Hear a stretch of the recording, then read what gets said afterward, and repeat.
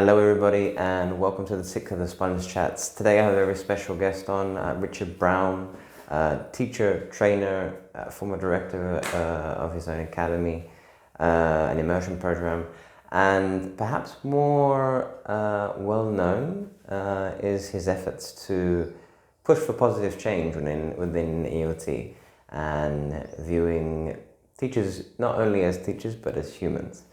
It was really interesting to see his perspective on perhaps some of the issues with burnout and teacher feelings within the industry.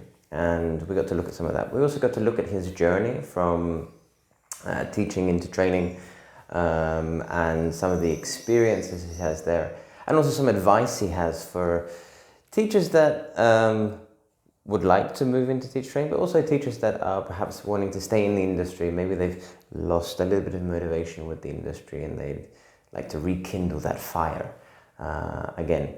So it was really, really interesting to hear him speak about this. I hope that you guys enjoy it. Please let us know what you think. Don't forget to subscribe. And again, I'll see you again soon for more Sponge Chats. Okay, bye.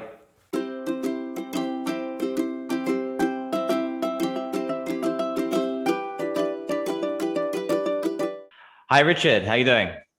Hi, Jim. I'm good, thanks. How are you? I'm good, thank you. Again, thank you very much for being here this morning. It's really lovely to take time out of your schedule to be here to sit and chat with us.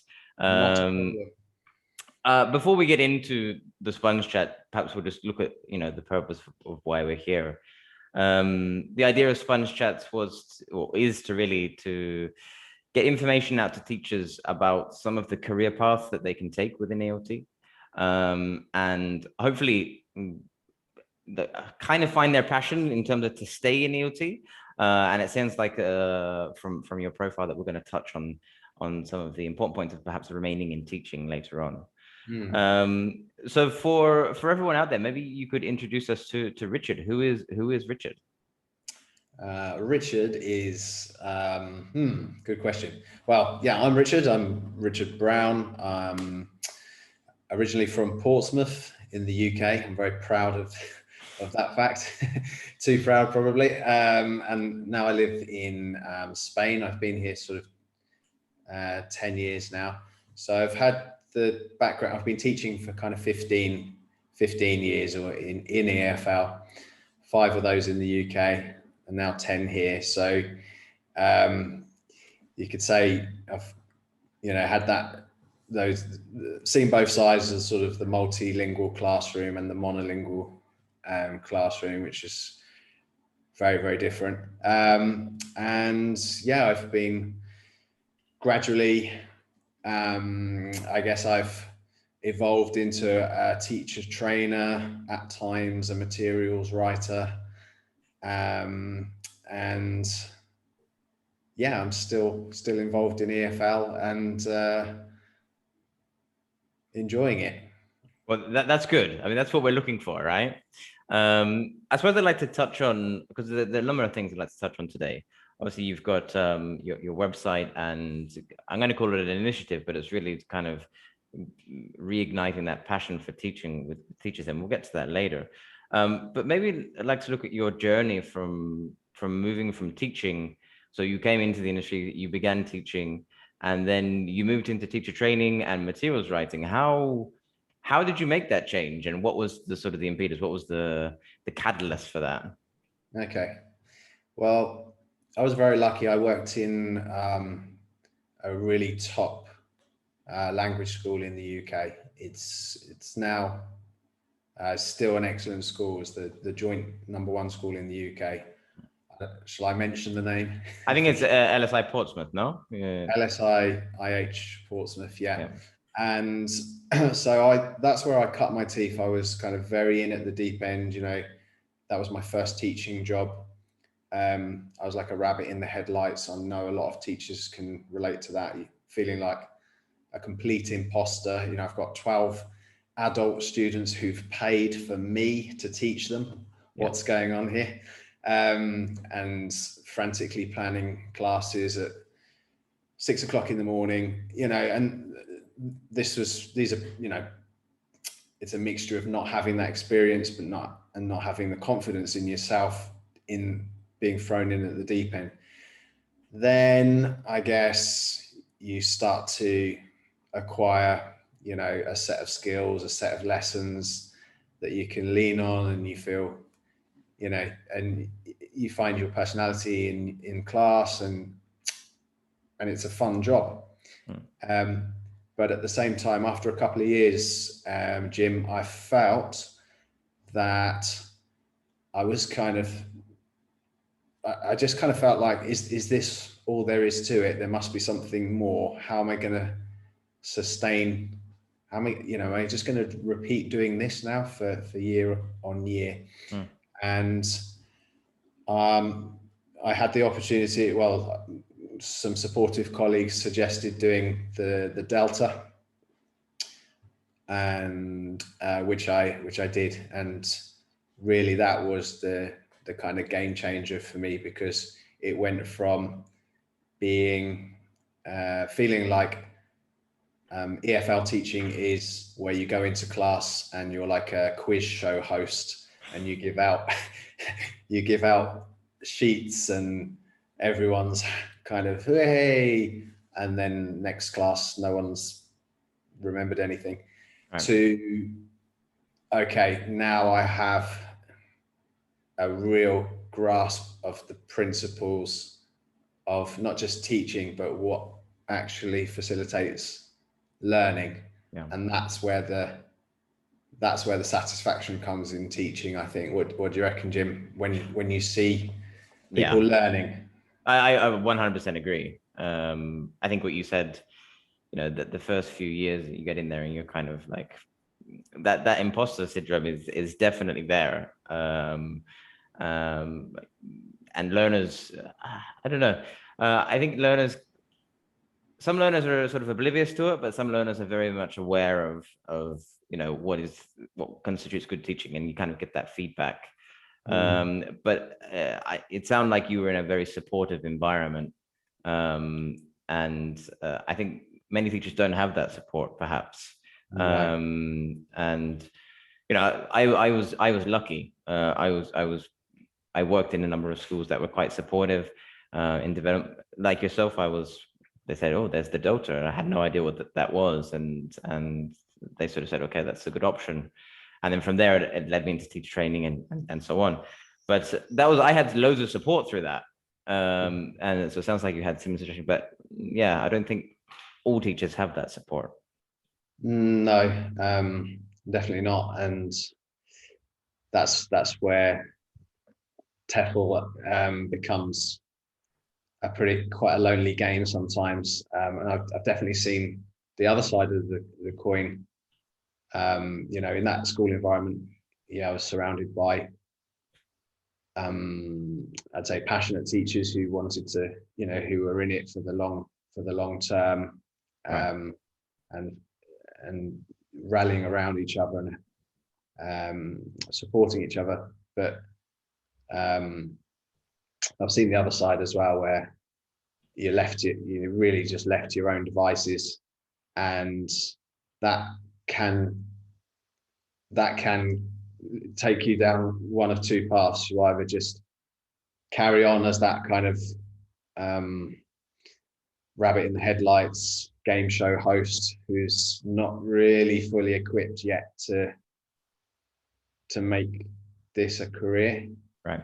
And you drop out, or you go and look for those development opportunities.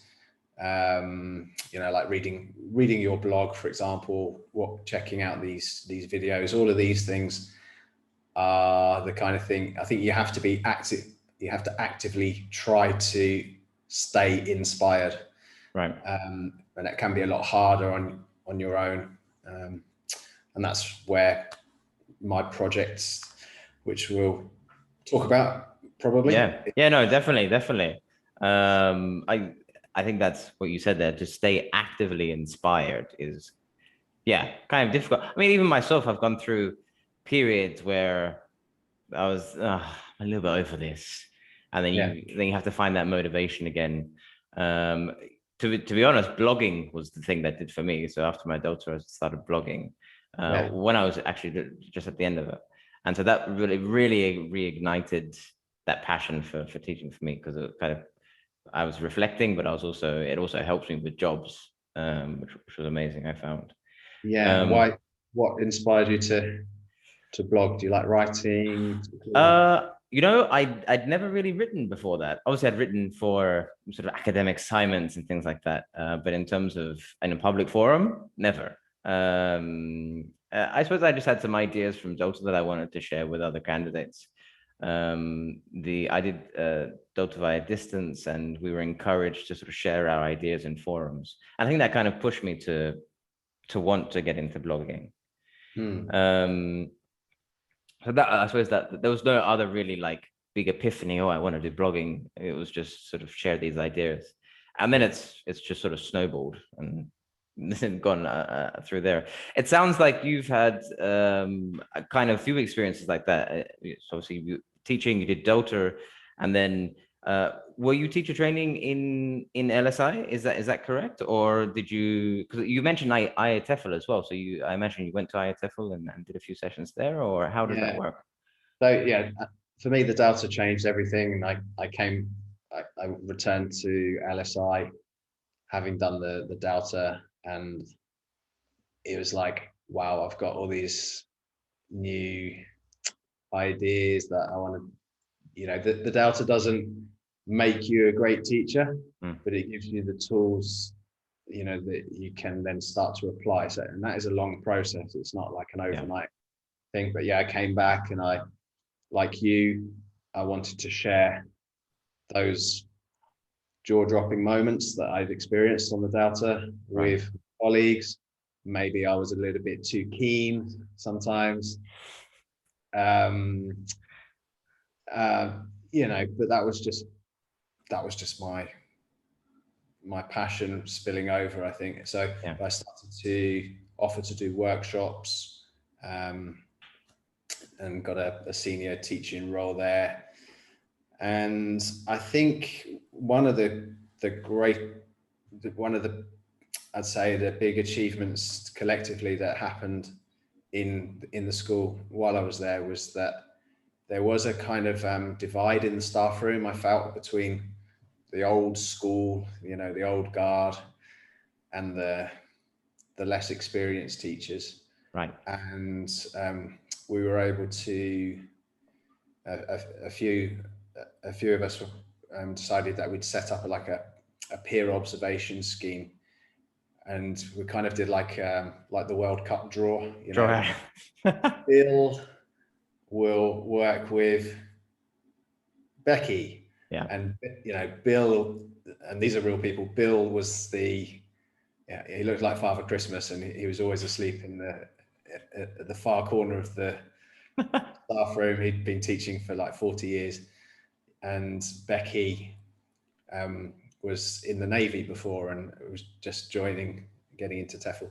And, they worked together, and you would never have put those two together in any other mm, situation. And it just kind of galvanized the office. And I think for any teachers watching, if you do, if you're getting those feelings like about your place of work, that something's not right or the atmosphere is not great, it's very easy to just hide away from it and run away from it. But right, you can, without using too many cliches, you can be the change that you want to see. You can, try and instigate changes, and if what's the worst that can happen?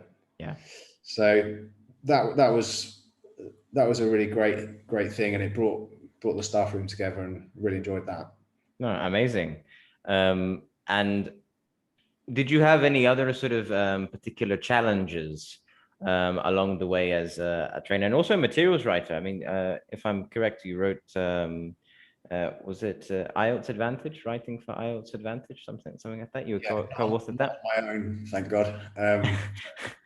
With with a colleague, Lewis Richards, Right. he's the director of studies at LSI. We sat opposite each other, and and you have those. I don't know. You have those discussions, and you find that you've got similar ideas. And yeah, we thought, what about, again, it was like identifying a problem. A lot of the, like you're doing here, Jim, you've identified that people want help and motivation and inspiration, and you're filling that gap. Well, in our school, or when we were teaching IELTS, we felt there's nothing decent for teaching the writing side of it. It's all about doing the speaking and all that. So we thought, let's see what happens if we contact a publisher. And anyway, amazing. Long story short, we published that book, and I think it's helped a few people. No, that's absolutely amazing. And any other specific challenges to do with teaching or training or materials writing that you'd like to mention? Challenges. I think the obvious thing is that, like you say, there's not an obvious pathway. It's not like you do this, you do the delta, then you do this, then this happens, and then, I think we all would like to think that life is just a sort of a gentle escalator that just takes us. Yeah. But it's not. And it's not. And progress and development is mapped out more obviously in some professions, and in others it's not. And I think that's the challenging thing for anyone wanting to become a teacher trainer, or keep developing in TEFL and staying passionate about it, is how do I do that? Yeah. Yeah. And that brings us on to sort of your I suppose your passion now with English for Positive Change. Would you like to briefly go over sort of how this came about? I mean, I've watched the video on your website, and it's very deep. Would you like to give us a quick spiel over how you got to here, and what's your mission now? Oof. Maybe not quick. I mean, I said quick, but into some detail. Okay. Thank God this isn't Dragon's Den, because I would be horrible on there.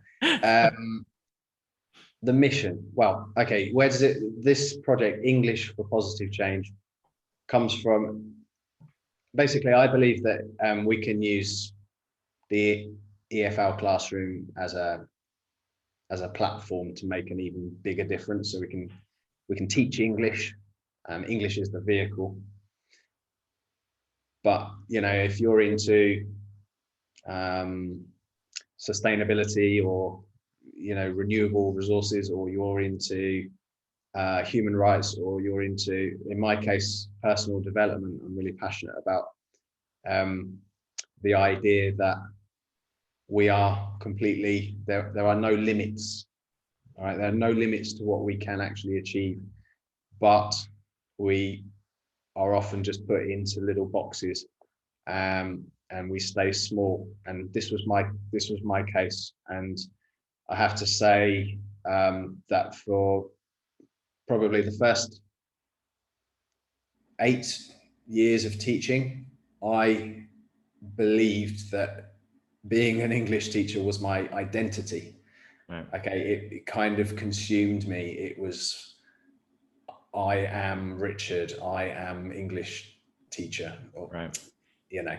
And without going into too much detail, I went through a really, really challenging time in my personal life, with illness in the family, here in Spain, and being kind of on my own, and having to look at my life quite staring my life in the face. I don't know if even that makes sense. Yeah. But what happened? Well, it was kind of an epiphany, really, and I realized, look, I'm not just an English teacher. Like, there's so much more that I have to offer. That, and looking inside and saying, where is my actual passion? What is my passion? And one of my passions, which is why I'm talking to you, is education, 100%. But the other passions include painting murals, music, um, art in general. And so for the last 5 or 6 years, anybody who knows me will see that my Instagram is much more about the what I've been painting on walls rather than, well, not just what I've been doing in TEFL. And so, being in Spain, I thought, how can I put these two passions? How can I put those things together? So these life lessons, you know, about all the things that I'd basically awakened to, like tuning into your passion, finding out what makes you really tick, finding more time to do things that you love. I know TEFL teachers are often overwhelmed with planning and stuff like that. So how can I put those? Basically, what I've done is put those life lessons together with my experience in teaching and training, and created courses which I think will give teachers a, a new way of teaching and being, where they can experience a load more satisfaction in their work, develop as teachers at the same time, and make an even bigger difference to the end user, the student. Yeah. That's the short answer, Jim. No, but I think that's amazing. Thank you for sharing that. It's interesting because, after working with teachers for a while, you start to see different perspectives on language teaching, and not everyone has the same perspective as me or yourself, And so you see people where they say, we've come into this industry, we've not been supported. I'm just here for my paycheck at the end of the day. I'm overworked as it is. I don't want to do anything else. And then you have other teachers where they just take it all on and they're crazy for it. But I think there is kind of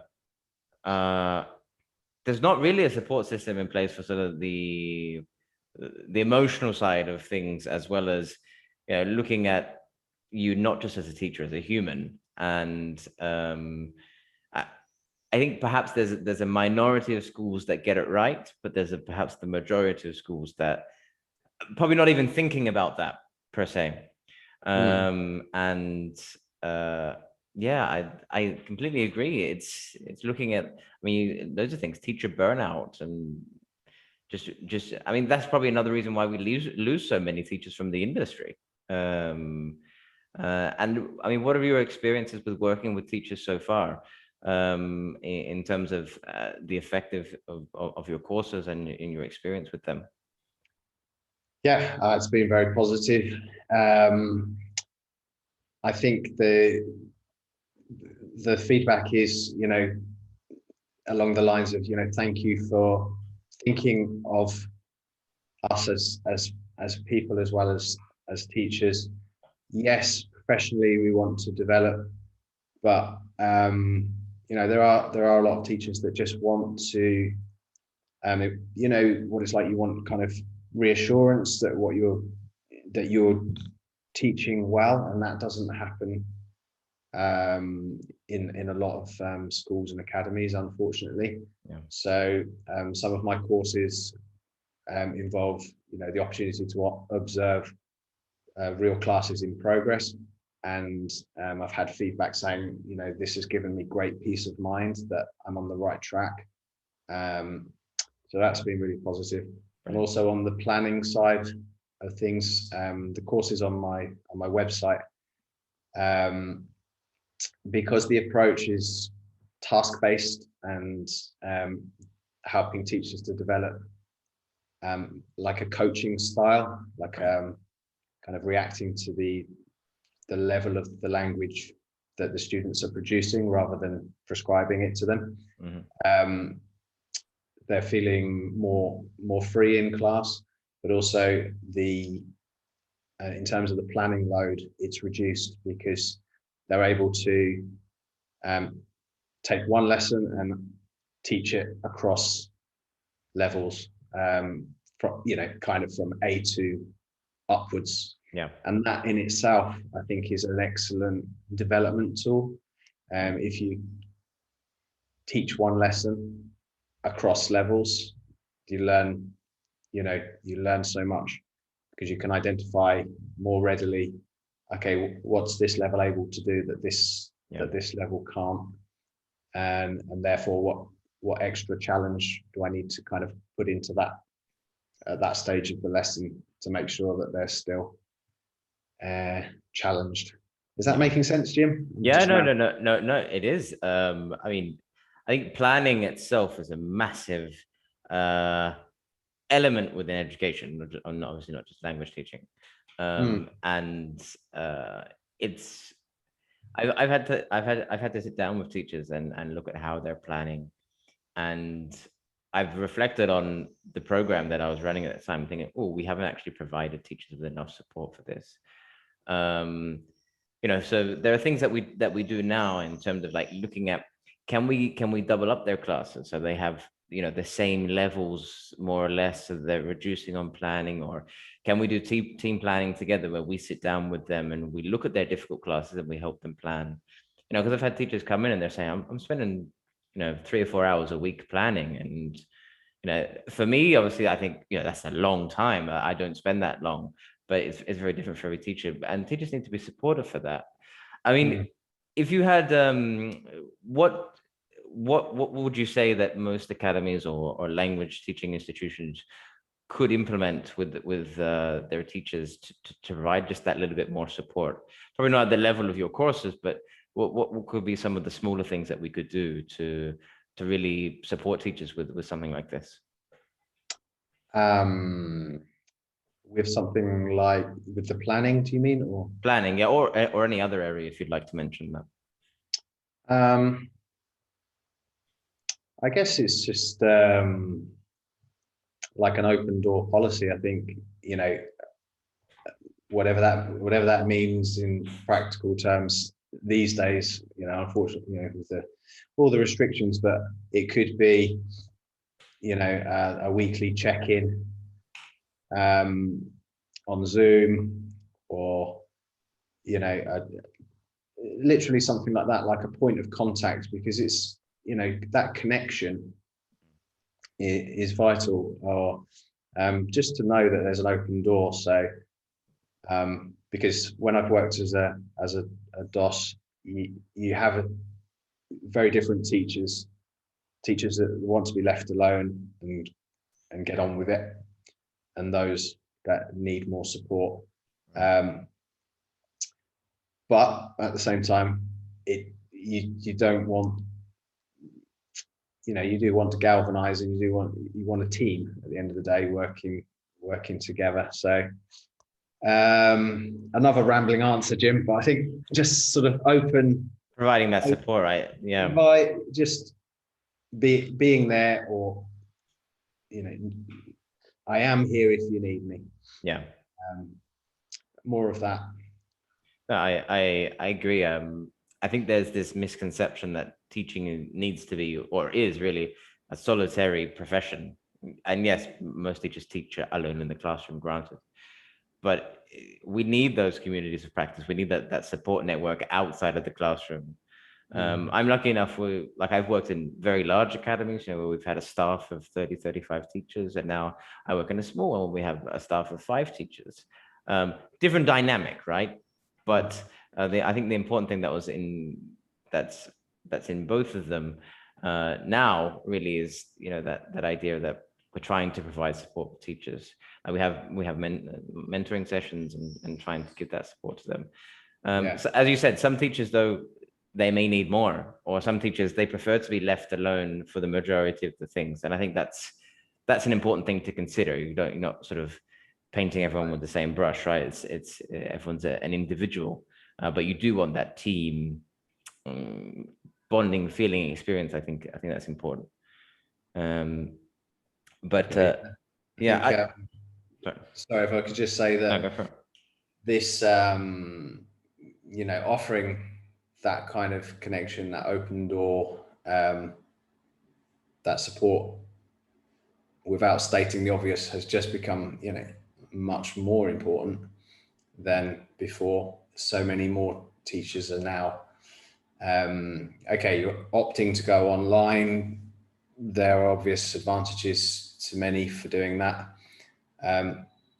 But even when you don't work online and you go into your classroom, it's a nice, we all like teaching for the autonomy that we get because we don't have someone breathing down our neck while we're actually teaching. Yeah. But there is an isolation that comes with that, even in an environment where you are physically with other teachers, and it's not always possible due to logistics to have those things. But there are other ways to resolve it, like checking into an online group. We've got a Facebook group, English for Positive Change, for example, and getting that human contact. Yeah, I think that's really important. You mentioned that in your Facebook group, sometimes you have links to webinars or things like that. Is that correct? Yeah. Or do you have any workshops coming up? We do. We're running. Well, we have a couple of regular features. We have a Monday mindset show, which is a live question and answer. It's every 2 Mondays, where the aim is to start the week on a positive note. Right. So that's really nice, and it's just an informal get together. And yeah, webinars. We've got one at the moment which is it's touching on these elements of how do you like our students can reach an intermediate plateau. Yeah. So can we as teachers. I talked about it before I did my Delta, and how can we get unstuck? So that's the next. Brilliant. That's a brilliant idea. Yeah. So true. So true. Okay, so we get to the advice section of the talk. If some teachers came to you and they were saying, maybe from two perspectives, I'm looking at developing into a teacher trainer, or I'm looking at continuing with the career in EOT, but just enjoying it. So from two perspectives, if you had some pieces of advice for these teachers, what would they be? Let me start with the second one. Okay. First, because I've semi-forgotten the first one. Okay. So, for teachers who want to sustain their happiness or increase their job satisfaction in TEFL, one piece of advice: get back in touch with why you're teaching. Okay. I know for a fact that a lot of teachers started life not as teachers. They were working in the council, or they were working in a double glazing business in the office in Colchester, for example, some town in England. And they thought there's more to life than this. And they got into TEFL because they wanted something that would make a bigger difference. They want to help people. Would you agree with that, Jim? Yeah. I mean, my own experience, I didn't come in thinking I was going to. Yeah, I moved into teaching because I wanted to travel, and then I found a passion for it, really. So again, different background, but found the passion for teaching and realized that we can make a positive change. And that's really rewarding. Yeah. So a lot of us have got that backstory, and then you kind of lose track of your why, why you're doing it. So that would be my advice. Because when you really tune into why you're doing something, that fuel, that's your fuel, that keeps you going. And then you can, if you're heading away from your why, so for example, you don't want to be teaching business students because you feel more, or it doesn't agree with you, or you'd rather be in a forest school or that kind of thing, then you can get yourself back on track. Yeah, excellent. And what was the other? The other one was if teachers are looking to move into perhaps teacher training or even materials writing, what advice would you have for them? Well, for materials writing, start writing your own, lessons, or have a closer look at course books with an eye on, what's the process here, what made that a good lesson. Writing a blog, for example,